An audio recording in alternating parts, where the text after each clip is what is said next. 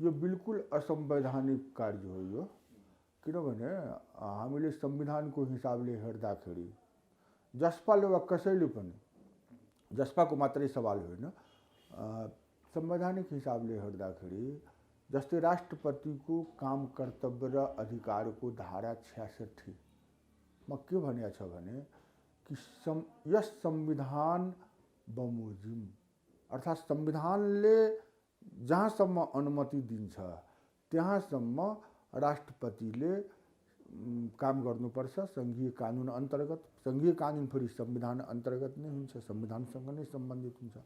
त अहिले सबभन्दा पहिले त राष्ट्रपतिले संसद विघटन गर्ने एकमात्र परिस्थिति छ, त्यो 76 को 7 अनुसार त्यो परिस्थिति छैन। राष्ट्रपतिलाई प्रधानमन्त्रीको सिफारिस पनि त्यसका निमित्त चाहिँदैन र प्रधानमन्त्रीलाई त्यस्तो सिफारिस गर्ने अधिकार नै छैन। त्यसकारण बिल्कुल यो असंवैधानिक कार्य हो र यसको विरोध हुनुपर्छ। किनभने लोकतन्त्र भनेको के हो, जनताको अधिकार भनेको के हो, विधिको शासन हुनुपर्छ र विधि जनताको प्रतिनिधिबाट व्यवस्थित हुनुपर्छ, स्वतन्त्र तटस्थ न्यायपालिका हुनुपर्छ र यो सबलाई व्यवस्थित कसले गर्छ, संविधानले व्यवस्थित गर्छ। अर्थात् संविधानवाद लोकतन्त्रको आधार हो। संविधानलाई नै नमान्ने, संविधानमा नभएको कुरा गरिदिने, संविधानमा भएको कुराको विपरीत गरिदिने भनेपछि त त्यसले लोकतन्त्रमाथि पनि त्यतिकै ठुलो प्रहार गरेको छ, संहितामाथि पनि त्यतिकै ठुलो प्रहार गरेको छ र जनताको जुन सर्वोच्चता हो र सार्वभौम सत्ता जनताको हातमा छ भन्ने जुन मान्यता हो त्यसमाथि यसले प्रहार गरेको छ। त्यसकारण जहाँसम्म मलाई लाग्छ यो हाम्रो मूलभूत आधारकै लोकतन्त्रको र जनताको सर्वोच्चताको मूलभूत आधारमाथि नै आघात भएको हुनाले यसको विरोध चाहिँ हुनुपर्छ। र यसले के देखाउँछ भने कि वर्तमान प्रधानमन्त्री वा राष्ट्रपति पनि, राष्ट्रपति यो भन्न सक्नुहुन्छ कि म त प्रधानमन्त्रीको सिफारिस मानेको छ, तर संविधानको धारा 66 को 1 मा त स्पष्ट भनेको छ नि, यो संविधान बमोजिम, संघीय कानुन बमोजिम उहाँले गर्नुपर्छ नि। त संविधान बमोजिम त प्रधानमन्त्रीको सिफारिस छ भने त उहाँ मान्न त बाध्य हुनुहुन्न, संविधान बमोजिम छैन भने। त्यसो भएको हुनाले यो गैर संवैधानिक काम हो र गैर संवैधानिक मात्रै होइन, यसले संविधानवादलाई मैले पहिले नै भने ठुलो प्रहार गरेको छ र त्यसकारण हाम्रा यावत मान्यताहरूमाथि यसको यो प्रहार छ। यसलाई कुनै पनि हालतमा स्वीकार्य गर्न सकिँदैन। जटिल परिस्थिति छ। एकातिर संविधानवादमाथि नै प्रहार भएको छ, त्यसको रक्षा हामीले गर्नुपर्ने छ। त्यसकारण यो असंवैधानिक गतिविधि को प्रतिकार कसरी गर्ने त्यो सवाल हाम्रो अगाडि खडा छ। अर्कोतिर के सङ्केतहरू देखा परिरहेका छन् भने कतैबाट मुलुकमा अराजकता होस्, अशान्ति होस्, उथलपुथल होस्, एकदम आन्दोलनको रूपमा होस् या जेसुकै रूपमा होस्, यहाँ ठुलो अराजकता, ठुलो अशान्ति होस् भन्ने कुरा को चाहना कतैबाट छ, ती प्रतिक्रियावादी शक्तिहरूबाट, ती प्रतिगमनकारी शक्तिहरूबाट। त्यसकारण जटिल परिस्थिति के छ भने धेरै आन्दोलनमा, विकट आन्दोलनमा हामी एक्कासी जाउँ भने पनि खतरा छ। जो हाम्रो उपलब्धिहरू छन् ती हाम्रा उपलब्धिहरू समाप्त हुने अवस्था हुन्छ कि फेरि हामीलाई चाहिँ पछाडितिर फर्काइने षड्यन्त्र हुन्छ कि भन्ने अवस्था एकातिर छ। अर्कोतिर यदि हामीले संविधानवादमाथि भएको प्रहारलाई रोक्न सकेनौँ भने भोलि पनि संविधान अनुसार कुनै काम हुन्छ भन्ने कुराको ग्यारेन्टी के हुन्छ त? यो संविधानसँग हाम्रो असहमति छ, थुप्रै असहमतिहरू छन्, तर संविधानवाद रह्यो भने न संविधानको अर्थ हुन्छ। त्यसकारणले स्थिति जटिल छ हाम्रो निमित्त पनि। तर अहिले जनता समाजवादी पार्टी संविधानवादको रक्षाको निमित्त र असंवैधानिक कार्यको विरोधको निमित्त आन्दोलनको कार्यक्रमहरू घोषणा गरेको छ। हामी आमसभाहरू गर्दैछौँ र त्यसपछि प्रदर्शनका कार्यक्रमहरू हामी गर्दैछौँ र त्यसपछि कस्तो परिस्थिति हुन्छ त्यसमा विचार गरेर आगामी कार्यक्रमहरू ल्याइन्छ। संसदीय प्रणाली अर्थात् वेस्टमिनिस्टर संसदीय प्रणालीमा प्राइम मिनिस्टरको प्रेरोगेटिभ राइट हुन्छ। प्राइम मिनिस्टरलाई संसदले सहयोग गरेन, जनताको अगाडि प्राइम मिनिस्टरले राखेको कार्यक्रमको कार्यान्वयनको निमित्त संसदले सहयोग गरेन, त्यस अनुसारको विधि व्यवस्थापन हुन सकेन भन्ने लाग्यो र प्राइम मिनिस्टरलाई यो लाग्छ कि जनताको समर्थन मसँग छ, विश्वास मसँग छ भनेपछि वा अन्य कुनै कारणले प्राइम मिनिस्टरले काम गर्न सकेन, तर प्राइम मिनिस्टरलाई के लाग्छ भनेदेखि कि जनताको विश्वास ममाथि छ, त्यसकारण जनताको ताजा विश्वास लिनुपर्छ र जनताको विश्वास यदि ममाथि छैन भने मैले चाहिने पद छोड्नुपर्ने हुन्छ, त्यसकारण ताजा जनादेश लिनुपर्छ भनेर संसदलाई जुनसुकै बेला पनि विघटन गर्ने अधिकार चाहिँ वेस्टमिनिस्टर पार्लियामेन्ट्री सिस्टममा छ, त्यो संसदीय प्रणालीमा छ। तर त्यो कुरा त संविधानमा व्यवस्थित हुनुपर्छ नि। जस्तै भारतको संविधानमा त्यो कुरा व्यवस्थित छ, त्यहाँको प्राइम मिनिस्टरले त्यहाँ व्यवस्था छ संविधानमा सिफारिस गरेर संसदलाई भङ्ग गर्न सक्छ। तर संविधानमा नभएको अवस्थामा त गर्न पाइँदैन थियो नि। त्यसकारण यहाँ पनि नेपालमा पनि योभन्दा पहिलेका संविधानहरूमा संविधानहरूमा यस्तो व्यवस्था चाहिँ थियो, त्यो अधिकार चाहिँ प्रधानमन्त्रीको थियो। जस्तै गिरिजाप्रसाद कोइरालाले भङ्ग गर्दाखेरि त्यतिखेर संविधानमा त्यो व्यवस्था थियो, मनमोहन अधिकारीले गर्दाखेरि पनि थियो, जहाँसम्म मलाई याद छ धारा 55 अनुसार चाहिँ त्यो अधिकार थियो र शेरबहादुरजीले पनि संसदलाई विघटन गर्दाखेरि त्यो अधिकार थियो। अहिलेको संविधानको निर्माण गरिँदाखेरि यसबारेमा धेरै छलफल भयो अरे, धेरै बहस भयो अरे, तर वामपन्थीहरूले नै यो राख्नुहुन्न, यसले अस्थिरता हुन्छ, अराजकता हुन्छ, जुन बेला पनि प्रधानमन्त्रीले संसद भङ्ग गरिदिन्छ, त्यसकारण यो राख्नुहुन्न। र मलाई जहाँसम्म सम्झना छ कि अहिले प्रधानमन्त्री ओलीले त्यही अधिकारको प्रयोग गर्नुभएको छ, तर संविधानमा यसबारे छलफल हुँदाखेरि निर्माणको क्रममा त्यतिखेर ओलीजी पनि र वामपन्थी नेताहरू कोही पनि यसका निमित्त सहमत हुनुहुन्थेन र उहाँहरूले संविधानको यो विशिष्टता हो कि यसलाई भङ्ग गर्न पाइँदैन, 2 वर्षसम्म अविश्वासको प्रस्ताव लगाउन पाइँदैन र हामी चाहिँ स्थिरतातिर अगाडि बढ्दैछौँ र हामीले परिमार्जित संसदीय व्यवस्था कायम गरेका छौँ भनेर उहाँहरूले भन्नुभयो। त्यसकारण अहिले त्यो दलिल कसैले राख्छ कि शेरबहादुरजीको पालामा भएको हो, मनमोहनजीको पालामा भएको हो, गिरिजाको पालामा भएको हो भन्ने त्यसको त आधारै छैन नि, किनभने संविधानमा व्यवस्थै छैन। अहिले प्रधानमन्त्रीको यो विशेषाधिकारलाई संविधानले चिनेको छैन। मेरो विचारमा त संसदको विघटन नै भएको छैन, किनभने अनधिकृत तवरले कसैले कुनै कुराको घोषणा गरिदियो भनेदेखि त संसदको विघटन नै भएको छैन र यो विषय संवैधानिक अदालतमा विचाराधीन छ। त्यसकारण मलाई चाहिँ के लाग्छ भने कि यो न्यायपालिकालाई आफ्नो साख वृद्धिको निमित्त पनि र स्वतन्त्र तटस्थ न्यायपालिका हो भन्ने कुरा प्रमाणित गर्नका लागि पनि र न्यायपालिकाको स्वतन्त्रता र तटस्थताको विशिष्टतालाई स्थापित गर्न न्यायपालिकाको पनि भूमिका हुन्छ नि सबभन्दा महत्त्वपूर्ण। त्यसकारण यो त एकदम क्लियर नै छ, ऐना जस्तो सफा छ कि यो संविधान अनुकूल छैन। त्यसकारण अहिले संवैधानिक अदालतमा विचाराधीन यो विषयलाई अदालतले नै निकास चाहिँ दिनुपर्छ जस्तो मलाई चाहिँ लाग्छ र संसदको विघटन भएको छैन। विघटन भएको समाप्त भइसकेको संसद फेरि ल्याउनु पर्यो भने त्यसलाई पुनर्स्थापना भनिन्छ, तर यो संसद विघटन नै भएको छैन। यसको चाहिँ बैठक अधिवेशन आह्वान गरेर अनि संसदलाई सुचारू रूपमा अगाडि बढाउनुपर्छ। यो मात्र एउटा समाधान हो र यो यस कारणले एउटा मात्र समाधान हो कि यसले संविधानवादको पनि रक्षा हुन्छ, यो संविधानको पनि रक्षा हुन्छ, हाम्रा उपलब्धिहरूको पनि रक्षा हुन्छ। र संसदको अधिवेशन बस्यो, सरकार अल्पमतमा गएको छ। धारा 76 को 1, 2, 3, 4, 5, 6 देखि 7 को स्थिति पुग्यो भने संसद विघटन गरेर निर्वाचनमा जान पनि कुनै अनुपयुक्त कुरा हुँदैन। जनताको ताजा विश्वास लिनुस्।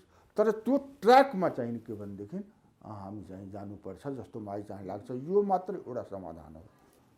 अब संवैधानिक अदालतमा यो विचाराधीन विषयमा यस्तो हुँदैन भनेर प्रधानमन्त्रीले भन्नु मलाई लाग्छ त्यो मर्यादित कुरा चाहिँ भएन एउटा। र यो सर्वोच्च अदालतको लागि पनि संवैधानिक अदालतको लागि पनि यो एउटा चुनौती चाहिँ देखिन्छ कि प्रधानमन्त्रीले हुँदैन भन्नु। त्यो अहिले बहसै सुरु भएको छैन, त्यसमा छलफलै सुरु भएको छैन, त्यसमा निर्णय नै आएको छैन। त संवैधानिक अदालत प्रधानमन्त्रीको चाहना अनुसार फैसला गर्ने हो या नगर्ने हो, या प्रधानमन्त्रीको कुरा नै संवैधानिक हो भन्ने कुराको निर्कल हामी चाहिँ कसरी गर्न सक्छौँ। तर निर्वाचनमा जाने अदालतले भन्यो भने अदालतको निर्णय त हामी मान्छौँ, किनभने अदालतको मर्यादाको रक्षा गर्नु हाम्रो कर्तव्य हो, राजनीतिक दलको कर्तव्य हो, नागरिकहरूको कर्तव्य हो। तर त्यो चित्त बुझ्दो फैसला पनि हुनुपर्छ भन्ने कुरा सबभन्दा बढी गम्भीरतापूर्वक अदालतले मनन गर्नुपर्ने अवस्था चाहिँ अहिले छ। र एउटा कुरा चाहिँ के छ भनेदेखि कि संविधानवाद रहेन भनेदेखि लोकतन्त्र रहँदैन, स्वतन्त्र र तटस्थ न्यायपालिका पनि रहँदैन। त्यसकारण अहिले अदालतले संविधानवादको रक्षा कसरी गर्ने हो भन्ने कुरातिर सोच्नुपर्छ र यो ठुलो जिम्मेवारी अदालत समक्ष आएको छ। तर अदालतले जे फैसला गर्छ म व्यक्तिगत रूपमा यो भन्न सक्छु र भन्दछु कि त्यसको पालना हामी चाहिँ गर्नुपर्छ ताकि परिस्थिति अझै प्रतिकूल नहोस्।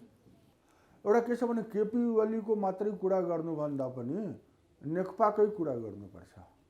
नेकपाको कुनै पनि नेता केपी ओली वा प्रचण्ड वा माधव नेपालजी वा अन्य नेताहरू कुन कुराबाट अलग हुनुहुन्थ्यो, केपी ओलीले मात्रै गर्यो भन्ने कुरा कसरी भन्न सकिन्छ। उहाँहरूको बिचमा फुट नहुन्जेलसम्म त उहाँहरू एकजुट नै हुनुहुन्थ्यो नि। उहाँहरू मधेसीहरूको आन्दोलनप्रति, मधेसीको एजेन्डाप्रति त उहाँहरूमा एकजुटता नै देखियो नि। संविधान संशोधनमा उहाँहरूमा विचार भिन्नता त देखिएन। कोही संविधान संशोधनको पक्षमा, कोही विपक्षमा त गएनन् नि। र जुन कानुनहरू नेपालमा बनाइयो, म राष्ट्रिय सभाको सदस्यको हैसियतले 2 वर्ष बडो गम्भीरतापूर्वक ती सब कुरामा भाग लिएँ, त्यसमा आफ्ना विचारहरू राखेँ। त के देखियो भनेदेखि कि संविधान अनुकूल, संघीयता अनुकूलका कानुनहरू बनाइएन र त्यो कानुनहरू नबनाइनुमा प्रचण्ड अलग हुनुहुन्थ्यो, विपक्षमा हुनुहुन्थ्यो, या माधव नेपाल विपक्षमा हुनुहुन्थ्यो भन्ने कुरा चाहिँ होइन। उहाँहरू एउटै ड्याङका हुनुहुन्छ सबै। र मलाई चाहिँ के लाग्छ भनेदेखि कि यो 3 वर्षमा हामीले दुईटा कुराको अनुभव गऱ्यौँ। एउटा कुरा के भने यो 2/3 को बहुमत देशमा स्थिरता कायम गर्नको लागि हो भन्ने कुरा र आफ्नो योजनालाई, आफ्नो नीतिलाई कार्यान्वयन गर्नको लागि हो भन्ने कुरालाई नेकपाका कुनै पनि नेताले गम्भीरतापूर्वक विचार गर्नु भएन। सबैको मनमा चाहिँ के थियो भने 2/3 बहुमत पायौँ हामी, अब एक दलीय व्यवस्थामा जानुपर्छ भन्ने सोच थियो। त्यसमा माधव नेपालजी, प्रचण्ड, ओली वा अन्य सबै नेताहरू एउटै लाइनमा चाहिँ उहाँहरू हिँड्ने प्रयास गर्नुभयो। कसरी विपक्षलाई मास्ने, कसरी देशमा भएका जनताका आन्दोलनहरूलाई चाहिँ थन्काएर अलग राख्ने, जो जनताका प्रतिनिधि छन्, निर्वाचित प्रतिनिधि, तिनीहरूलाई झुठा मुद्दामा फसाएर कसरी थुनेर राख्ने, ती सबै कुरामा यी सबै नेताहरू, नेकपाका सबै नेताहरू एकजुट नै देखियो। परिणाम पनि आयो कि तपाईँ एकदलीय सर्वसत्तावादको स्थापना गर्न चाहनुहुन्छ भने त्यो एकदलीय सर्वसत्तावादमा एकजनाका तानाशाही चाहिन्छ अनि मात्रै एकदलीय सर्वसत्तावाद आउन सक्छ। र त्यो एकजना को हुन्छ भन्ने कुराको बारेमा ओलीजी, प्रचण्डजी, माधवजी लगायतका नेताहरूमा सङ्घर्ष चल्यो र अहिले यो पार्टी फुट्यो। एउटा कुरा चाहिँ यो छ। र अर्को कुरा चाहिँ के छ भनेदेखि कि वेस्टमिनिस्टर संसदीय प्रणालीमा या संसदीय प्रणालीमा संसदको नेता त प्रधानमन्त्री हुन्छ, कार्यकारिणीको नेता प्रधानमन्त्री हुन्छ। त्यसकारण जति पनि योजना र नीतिहरू छन्, कार्यक्रमहरू छन्, त्यो प्रधानमन्त्रीले लागू गर्ने हो। त्यसमा हस्तक्षेप चाहिँ पार्टीले कतिसम्म गर्नुपर्छ भन्ने पनि एउटा बहसको कुरा हो। हरेक नियुक्तिमा, हरेक जिम्मेवारीमा, हरेक योजनामा, हरेक निर्णयमा पार्टीको मिटिङ गरेर निर्णय गर्नु भनेको संसदीय प्रणालीको विशेषता चाहिँ होइन। संसदीय प्रणालीको विशेषता के हो भनेदेखि कि त्यो विधि अनुसार र सरकार चाहिँ जिम्मेवार हुन्छ, पार्टीप्रति होइन, सरकार जिम्मेवार हुन्छ संसदप्रति। पार्टीको सरकार हुन्छ, पार्टीको नीति र कार्यक्रमहरू लागू गर्नु सरकारको कर्तव्य हो, त्यो नैतिक जिम्मेवारी हो। तर वास्तवमा जसले सरकारको नेतृत्व गर्छ त्यसका कार्यक्रमहरू, त्यसका नीतिहरू कार्यान्वयनमा चाहिँ जानुपर्छ। पार्टीको त्यसमा चाहिँ हस्तक्षेप हुनु हुँदैन। त्यो हस्तक्षेप पनि यो 3 वर्षमा सुरुदेखि अहिलेसम्म हुँदै आएको छ, निष्पक्षतापूर्वक भन्नु हो। र नेपालको इतिहास पनि छ, गिरिजाप्रसाद कोइरालामाथि पनि हस्तक्षेप भयो अनि संसद विघटन गर्नुभयो। शेरबहादुरमाथि पनि पार्टीले लगाम कस्ने कोसिस गर्यो, त्यतिखेर शेरबहादुरजीले पनि विघटन गर्नुभयो। र अहिले पनि के देखियो भनेदेखि कि केपी ओलीलाई पार्टीले उनको इच्छा अनुसार, उहाँ संसदको नेता भए पनि, सरकारको नेता भए पनि, उनको इच्छा सही हो या गलत हो आफ्नो ठाउँमा छ। म केपी ओलीका नीति र कार्यक्रमका एकदम घोर विरोधी छु, तर एउटा लोकतन्त्रवादीको हैसियतले केपी ओलीले जुन कुराहरू अगाडि बढाउन खोज्यो तिनका त्यसमा उनको चाहिँ पार्टीले उनलाई अवरोध खडा गर्यो, जसले गर्दाखेरि उहाँले संसद विघटन गर्ने गैर संवैधानिक कामतिर जानुभयो र लोकतन्त्र विरोधीको रूपमा आफूलाई चाहिँ उभ्याउनुभयो, संविधानवादको विरोधमा जानुभयो। त्यो चाहिँ साह्रै नराम्रो भयो। त्यसकारण केपी ओलीको हामी विरोध गर्छौँ, तर त्यसका लागि जिम्मेवारी चाहिने प्रचण्ड, माधव नेपाल र नेकपाका अन्य नेताहरूमाथि पनि त्यत्तिकै छ। बहुत चिन्ताको विषय हो यो। व्यवस्थापिका नै छैन भन्दा पनि यहाँ त संविधानले नै नमान्ने कुरा आयो त। संविधान अन्तर्गत न स्थानीय सरकारहरू छन्, संविधान अन्तर्गत न प्रदेशका सरकारहरू छन्, सङ्घीयता छन्, या संविधान अन्तर्गत नै हाम्रो चाहिने देशको राष्ट्रिय संसद छ, सङ्घीय संसद छ। संविधान नै नमान्ने कुरा आएपछि एउटा घटना चाहिने अत्यन्तै महत्त्वपूर्ण हो। यो घटना आज संविधानलाई मानिँदैन भने भोलि पनि मानिँदैन नि, कुनै पनि बेला केही पनि कुरा हुन सक्दछ नि। त्यसकारणले यी सबै खतरामा चाहिँ पुगेको छ अहिले।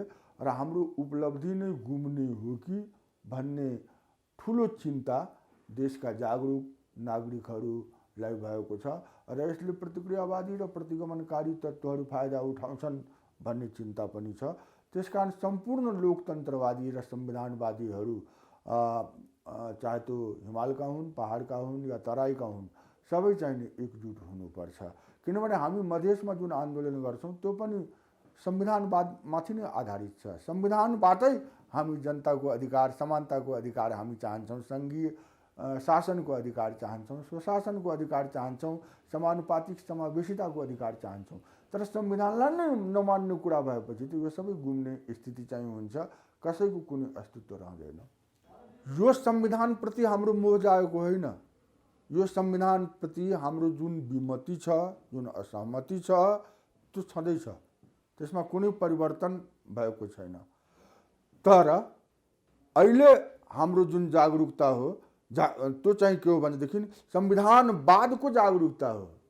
कुनै संविधान होस् न, तर त्यसलाई नमान्ने प्रवृत्ति भयो भनेदेखि त्यो कुनै संविधान काम गर्न सक्दैन नि। त्यसकारण यो संविधान काम गर्ने ग्यारेन्टी भएपछि मात्र यो संविधानमा यो व्यवस्था हुनुपर्छ, यो संशोधन हुनुपर्छ भन्नु हो। एउटा कुरा म स्पष्ट गर्न चाहन्छु कि जनता समाजवादी पार्टीको पहिले जुन समाजवादी फोरमको जुन आफ्नो अडान थियो संविधानको बारेमा या राष्ट्रिय जनता पार्टीको जुन अडान थियो संविधानको बारेमा, त्यसमा कुनै परिवर्तन आएको छैन। हामी यसमा संशोधन हुनुपर्छ भनेर पनि भनेर हामी भन्दै आएका छौँ र त्यो संशोधन नहुन्जेलसम्म हाम्रो सङ्घर्ष चाहिने रहन्छ कि जनसङ्ख्याको आधारमा प्रतिनिधित्व हुनु पर्यो राष्ट्रिय सभामा पनि र प्रतिनिधि सभामा पनि। त्यसपछि चाहिने पहिचान आधारित संहिता हुनु पर्यो, पूर्ण समानुपातिक व्यवस्था हुनु पर्यो यसमा निर्वाचन सम्बन्धमा। यी सब जुन हाम्रा मागहरू छन्, भाषा र संस्कृतिसँग सम्बन्धित हाम्रा जुन मागहरू छन् जो संविधानमा व्यवस्थित हुनुपर्छ, त्यससम्म चाहिँ कुनै परिवर्तन आएको छैन। तर संविधान त मान्नु हुनु पर्यो नि, त्यसमा भएको प्रावधान मान्नु हुनु पर्यो नि। त्यसका निमित्त चाहिँ अहिले सबै एकजुट हुनुपर्ने अवस्था आएको छ। अनि एउटा कुरो के छ भने समाजवादी फोरम सरकारमा गयो, राजपा सरकारमा गएन। तर त्यसमा विचारको भिन्नता भएर होइन। किन समाजवादी फोरम सरकारमा गयो, किन राजपा चाहिने बाहिरबाट समर्थन गर्यो भन्दाखेरि आफ्नो आफ्नो सोच हो, आफ्नो आफ्नो मूल्याङ्कन हो।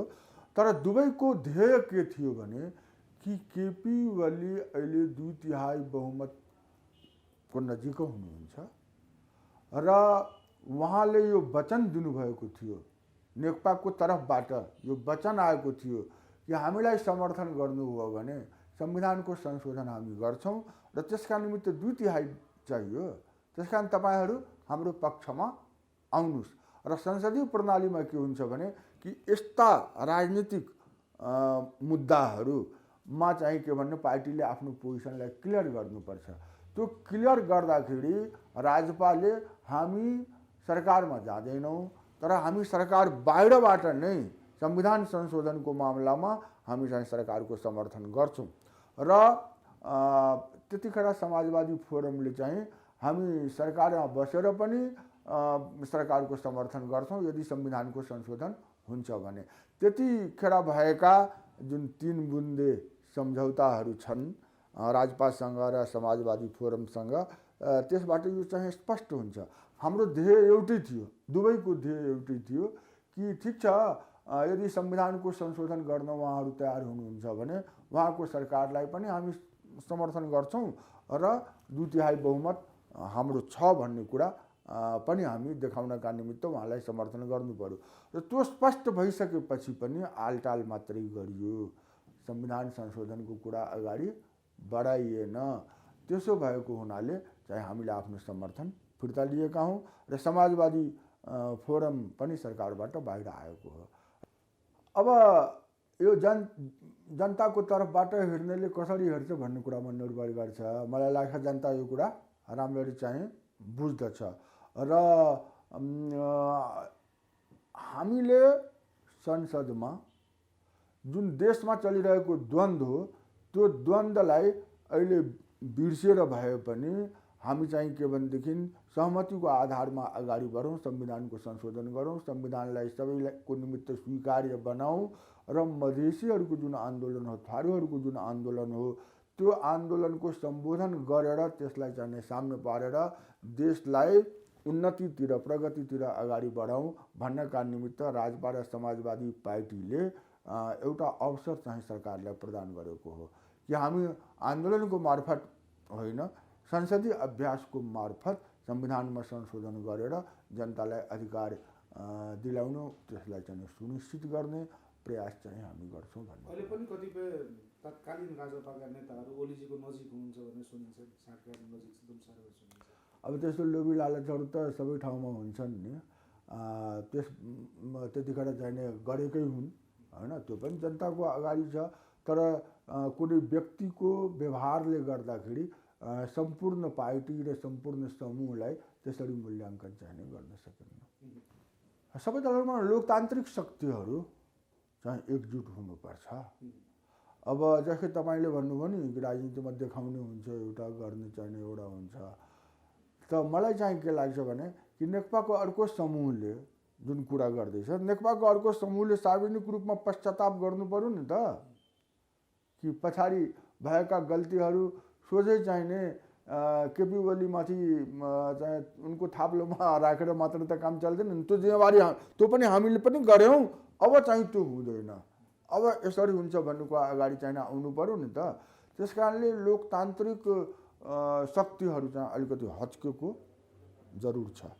र अहिले जसपा नै सबभन्दा अगाडि यो आन्दोलनलाई लिएर बढिरहेको छ र नेपाली काङ्ग्रेस पनि अगाडि बढिरहेको छ, नेकपा पनि अगाडि बढिरहेको छ। नेकपाको अर्कै होला, ध्येय होला। नेकपाको ध्येय के छ भने संसदको पुनर्स्थापना भयो भने हामी चाहिँ सरकारको नेतृत्व गर्छौँ भन्ने कुरा होला, या नेपाली काङ्ग्रेसको निर्वाचनमा गयो भने नेपाली काङ्ग्रेसको एउटा धार यो पनि छ कि निर्वाचनमा हामी जाउँ र वामपन्थीहरूलाई परास्त गरेर हामी चाहिँ देशको नेतृत्व गरौँ भन्ने कुरा पनि छ। तर हाम्रो कुरा चाहिँ के छ भने संविधानवादको पहिले स्थापना हुनु पर्यो र त्यसपछि निर्वाचन पनि हुन्छ भनेदेखि निर्वाचनमा हामी जान्नौँ भन्ने कुरा चाहिँ हामी गरेका छैनौँ। तर चाहिँ के भने संविधानवादको ग्यारेन्टी, संविधानलाई मान्ने कुराको ग्यारेन्टी चाहिँ पहिले हुनु पर्यो। र मलाई लाग्छ अब परिस्थिति कसरी विकसित हुँदै जान्छ त्यो आगामी दिनहरूमा हामीले हेर्नुपर्छ। तर अहिलेको आवश्यकता लोकतन्त्रवादीहरू र संविधानवादीहरू, विधिका शासनलाई मान्नेहरू एकजुट चाहिँ हुनु आवश्यक होइन। सहकार्यको सम्भावना छ त यसबारेमा छलफल, गम्भीरतापूर्वक छलफल गर्नुपर्ने अवस्था चाहिँ छ। र सबभन्दा पहिले हामीलाई यो ग्यारेन्टी चाहियो नि, हामीलाई यो ग्यारेन्टी चाहियो। उहाँकै पार्टीबाट संविधानलाई नमान्ने कुरा भएको छ, त्यो भोलिको दिनमा हुन्छ कि हुँदैन, पहिले यस कुराको ग्यारेन्टी चाहियो। फेरि जनता समाजवादी पार्टी जुन कुराको निमित्त लडिरहेको छ, संविधानमा जुन संशोधनहरू चाहन्छ, पूर्ण समानुपातिक निर्वाचन पद्धति चाहन्छ, समानुपातिक समावेशिताको व्यवस्था चाहन्छ, जनसङ्ख्याको आधारमा प्रतिनिधित्व हुनु पर्यो राष्ट्रिय सभामा पनि र प्रतिनिधि सभामा पनि। भाषा र संस्कृतिसँग सम्बन्धित हाम्रा मागहरू छन्। पहिचानवादी सङ्घीयतालाई लिएर हामी अगाडि बढ्नुपर्छ भन्ने हाम्रा कुराहरू छन्। त्यसको बारेमा उहाँहरूले सार्वजनिक रूपमा आफ्नो स्पष्ट धारणा नराखुन्जेल त सँगै मिलेर त हामी छँदैछौँ, सँगै मिलेर काम गरिरहेका छौँ, तर त्यसको चाहिँ कुनै अर्थ रहँदैन।